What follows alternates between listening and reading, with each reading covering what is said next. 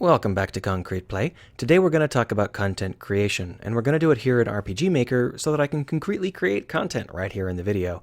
If you really hate RPG Maker, you may want to shuffle along, but I'm just going to be using it as an example. I'm not advertising it or whatever. So when a new dev gets into game dev, I find that they often misunderstand how content works and how it is created and how it balances out, because they don't really understand the nature of how a game works yet. They're new. No harm in that. Well, there's harm in it, but there's no guilt in not understanding something you haven't really done a whole lot of yet. So I break content up into 3 different categories. I break it up into programming, assets, and surface or experiential content, whatever you want to call it. That last one is what RPG Maker is good at. With RPG Maker, you can create levels and scripts and characters and monsters and all sorts of stuff like that without ever needing to worry about art assets or creating new programming for any given thing. You can just create them. So it's a lot like a modding tool rather than a game generation kit, and that's fine. I don't have any problem with that, and it makes it real easy for me to demonstrate what I mean, because this right here on the screen is that final form of content. It's the experiential content, the things that the player sees. And for a lot of people, this is the only kind of content they want to create. Noise incoming, so. Doop. Ooh, super easy, right? And this can be taken a lot further. We can go ahead and put in something like text. Hey, how ya doing, boy? And we can even assign it a face. There's lots of faces that come with this program. Noise incoming. I think there's noise for those. We'll see. There we go. So it's very, very easy for people to create their own characters and levels and monsters and encounters and events and so on in RPG Maker, and that's why it's so popular. Obviously, it's very limited. The idea of JRPG, an old school JRPG, is pretty limited, but you can get a lot done if you were going to focus on that. And if you're a new developer, you probably have one kind of asset that you're really, not necessarily good at, but you really like. And that might be level creation. It might be this. And in that case, by all means, start here.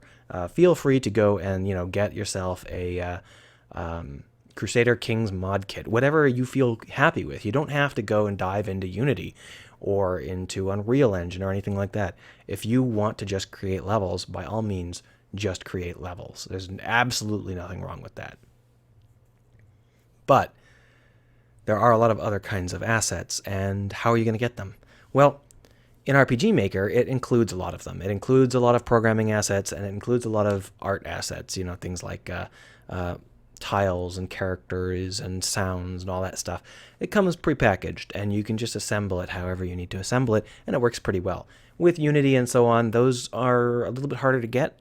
But even here in RPG Maker, you're often going to want something that doesn't exist exactly, at least not in what they provided you. You can go out to the community and ask, because there are lots of people in the community that do like doing the programming or the art. And you can find that stuff, and you can use it in your own games. Just plug it in and run with it. That's great.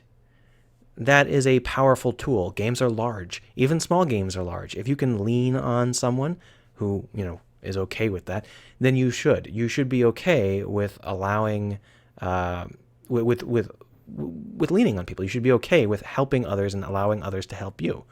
Otherwise, you're never going to get anything done. I'm sure you can create a game with nothing but stock RPG Maker assets, but it's probably not going to be very good. You're going to want to create something that has your own flavor and your own vision and stuff like that. Now, what about the other kinds of assets? What do you do if you are someone who is good at art assets but doesn't like to do the level design or the programming? Well, then you can go into something like Flash. There's no more Flash, so you can go into something like animators, or whatever they called it, and you can go in and create yourself a very visual game without any sort of complex battle system or maps that go on. You can do a Myst-like if you'd prefer. Go into something like not Twitch, Twine, and stuff like that. Places where you can put your art in and show it off, use rags, show off your art, show off your content without needing to back it up with a lot of programming or a lot of levels. That's fine. Nothing wrong with that at all. So if that's what makes you happy, if drawing is what makes you happy, then by all means, go ahead and go to those places and do the kinds of games that you want to do.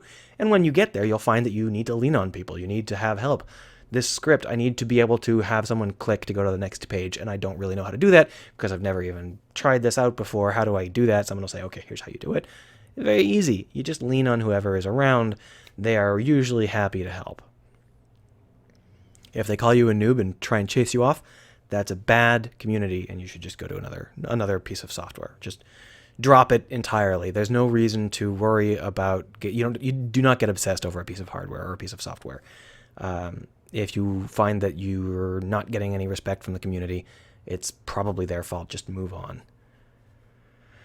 Now, what happens if you're good at programming? Well, this is my strength. I am a programmer, and obviously, the very first instinct I had was, I can make up for my mediocre art and level design skills by doing a lot of programming work. I can generate that stuff. That's a bad instinct. Speaking as someone who relied on it for a while, do not rely on that instinct. Don't rely on that instinct. Do not generate art unless you are sure you know exactly what you're trying to do, because you cannot create an algorithm that is smarter than you. If you are bad at art, then your generative algorithms will create bad art. If you are bad at levels, then your generative algorithms will create bad levels. When you do a generative tool, when you are trying to generate new art or new levels using an algorithm, you aren't going to get better stuff. You're just going to get more stuff that's slightly worse than whatever you were going to be able to do on your own. Slightly at best. Here's an example of that. The faces I showed you before,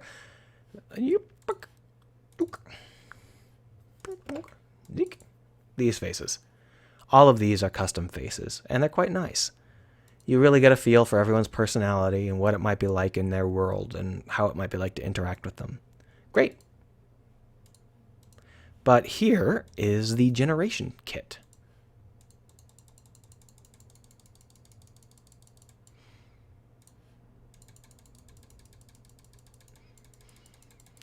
They are all always looking in the same direction. They all always have the same facial structure. They have the same tilt to their head. They have the same overall appearance. There's a very limited number of skin tones. You can't do any unique stuff because everything has to be pre-drawn. So this is not as good as the custom faces they drew. And even within the limits of the fact that you have to have everything pre-drawn, there are more limits. Like, for example, the shading on these faces is not nearly as good as it is on the custom faces. And the reason for that is because they're pasting pieces of faces on. So if we were to go down to the mouth, for example, and they cannot have the shading of these interfere with the shading of the base face. And that puts in a limit. So they can't get anywhere near as nice an image as they could when they were drawing everything manually. Now, these guys are a lot better artists than most of us, so they're not quite as good as, is still better than our best. Well, for most of us, I think I could probably match this this quality, but that's nothing against them. They're very good, and they've given you a tool, so you can use this tool. There's no shame in that at all. It's better than what you could make, and that's what I mean. You can lean on people. So if you're going to create a generative tool, something that generates content for other people, that might be nice. You could do your best. You can whatever you're best at. You can create a tool to help other people do almost as good at as that. But if you're doing it yourself, this is almost always the wrong option. Unless you know exactly why you need 100 million pieces of crappy content, you should not be generating content. You should be manually creating it until you understand your limits. Or exactly how you want to assemble things and that sort of thing. This is a problem I see a lot with people who are doing Minecraft likes. They were generating the world, but they didn't have any idea what they wanted. They didn't have any idea what they wanted for the world or in the world or how the world should look. So they ended up just creating vast amounts of nothing. And that was true of the original Minecraft types. In Finaminer, for example, the world was crap, because that was what he was able to make. But over time, they refined the algorithms. They had a whole bunch of really, really smart people who were great at creating realistic worlds or interesting worlds come in and tweak the algorithms. And nowadays, Minecraft has a great world generation algorithm. It's still worse than a manually created world full of cool shit, but it is good enough. It is better than you could probably get if you were just doing it on your own. And it's 100 billion times larger. So that is the thrust of my argument today. If you wanted to try and make generative art, strongly consider making non-generative art first, because you will not be able to generate stuff that is better than what you can achieve manually. It's just not going to happen. And if you can't achieve it manually, rather than trying to create it algorithmically, go out and lean on someone. Find someone who's able to do that, someone who has created assets that you are allowed to use, and go use them. I need to make this clear. Making a game is hard.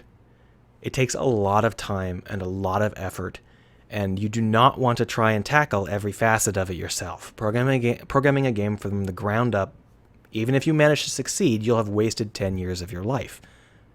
So, do not fear leaning on public assets. Don't worry about people, like Jim Sterling, who might laugh at you because you're reusing a zombie or whatever.